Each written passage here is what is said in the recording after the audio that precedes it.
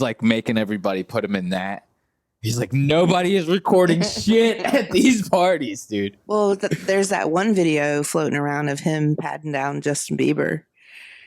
It looks like he's patting him down for a wire, so he probably had some bad experience. Very interesting. Very interesting clip. I did see that. Reminds me of the part in Get Him to the Greek where he's high on the Jeffrey and he's rubbing the wall. He's like, I'm gonna cover my whole house in this shit. He's like rubbing Justin Bieber, like, But yeah, there's and it's sad to see, like, because I hate to be that guy, but Diddy's character is fucking hilarious in that movie. How? He's fucking hilarious, dude. He's himself. I know, like I said, it's crazy seeing it in hindsight. But I'll tell you, when I watched that movie for the first time, my outlook on Diddy was a lot different than it is now. It was practically non-existent. I really didn't care about the guy either way. But that character was fucking hilarious. There were so many classic one-liners that came out of that movie, like when he's talking to Jonah Hill in the office and he's like, can you feel my dick fucking your mind? He's like, yes, I'm fucking your mind. Like, you know how many times I've heard that just at parties or just random, like when that movie first came out? It was madness. Yeah, but again, he's playing himself. What was that show he had on MTV, Making the Band, with that Danity Kane? He was fucking out of control then. If you rewatch those episodes, he was an asshole. Dude, Dave Chappelle did the best fucking skits off of that. Have you ever seen the skits that he did making fun of Making the Band? No. Oh my God. I got to show them to you later. So basically, you know how in Making the Band, you said he was a big asshole, and he'd be like, go to Brooklyn and get me something, but you can't take the bus. You got to walk. And it's like 24 miles. Like, he was doing shit like that to them. Dave Chappelle was making fun of it with skits like that. He'd be like, walk down to the Bronx and get me some Cambodian breast milk. and he's like pretending to be Diddy. And in the skit, he hired all of the actual people from the show. So it actually the skit actually looks like Making the Band because all of the rappers and shit are in there. And he did it with the people that had like Dylon and shit. You remember Dylon? Mm-mm. He's like, who are the 5 greatest rappers? Dylon, and Dylon. But he had those guys in the skits. And he'd be like, yeah, go to the Bronx and get me some Cambodian breast milk. Or he'd be like, I need you to get me a fresh baked apple pie from a midget in Queens. Or something. Like, he'd just say all sorts of crazy shit. And then whenever they didn't succeed with it, every 5 seconds he'd be like, I'm shutting the studio down.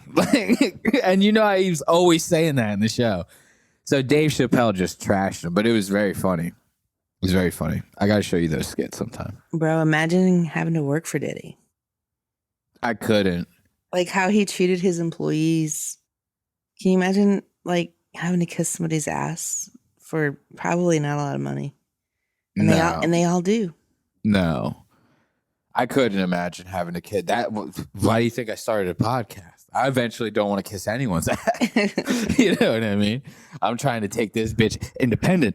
But no, I couldn't imagine. Like maybe 15 years ago or something, if you came up to me and said, hey, do you want to work for Diddy? I'd more than likely say, yeah, sure. That sounds like a great opportunity. You wouldn't today, though. No. What, are you fucking kidding me? No. Why? So I can get fucking Little Rod Jones? Yeah. And get raped? Get your foot into the industry. All the people you can meet. Yeah, but I don't want to get my foot into the industry by getting Cuba Gooding in my ass. Like, you know what I mean? That's crazy talk. So you're not there yet. No. No. We haven't hit that crossroads. No, I wouldn't quite say that. You know who I bet had it good working for Diddy, though? Was that Hype Man. Hype Man. You don't remember that guy that would do like the weird dances? He was skinny and had like the umbrella all the time. No. I forget his fucking name. He had a very strange, like, it was like a Belvedere Bentley or some weird kind of shit like that. He was a skinny, tall, black dude. had a very Andre 3000-esque style fashion sense. He, him?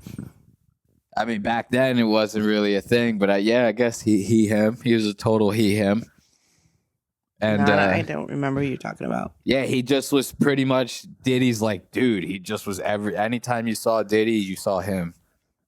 I think it was even around the time that he was going by Puff Daddy still. I think he hadn't crossed crossed over to Diddy just yet. Oh, man. I think he was still doing the Puff. No, is he still alive? I guess so. If I would imagine, you know, all these people that were hot back in the day and don't seem socially relevant now are all social media influencers. You know what I mean? This guy's probably got 250, 500,000 followers on something. He's probably doing all that shit now is what I would imagine. But yeah, so you didn't think the movie did you think the movie was funny?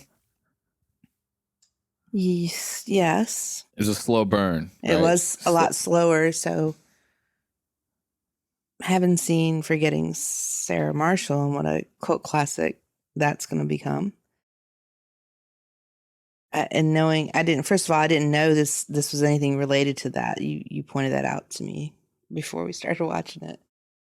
But knowing that, after you said that, like, yeah, I was a little let down. Because Forgetting Sarah Marshall, you see this guy's dick in like the first 3 minutes of the movie. He's like crying and shit. So fucking funny.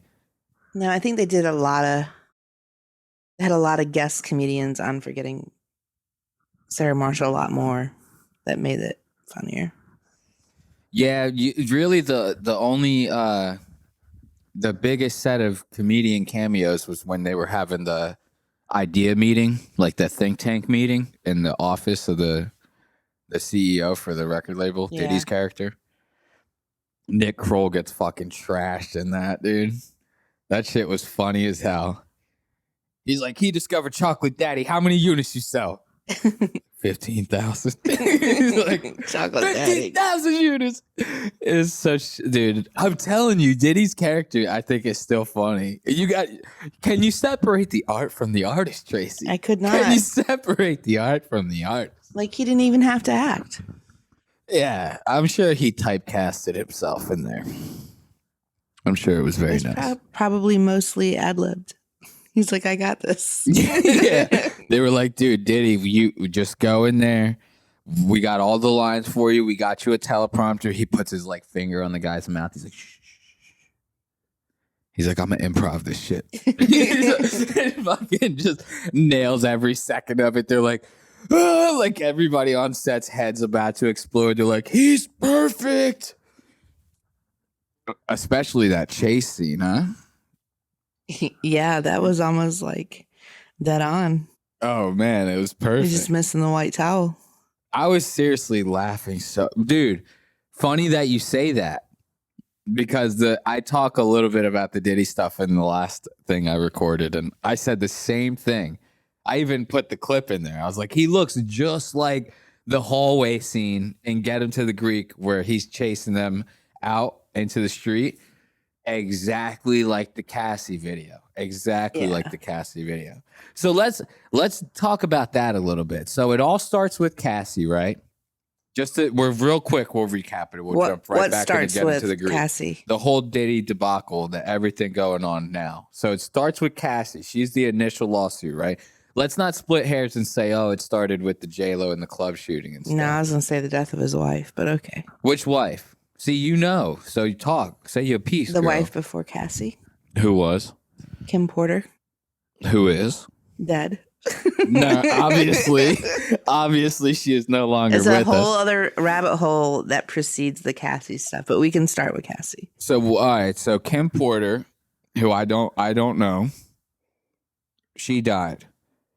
And I actually now I'm kind of thinking, I'm remembering a little bit. You had brought up briefly in the past when we talked about this that there's a little speculation that he might be involved with her death, no?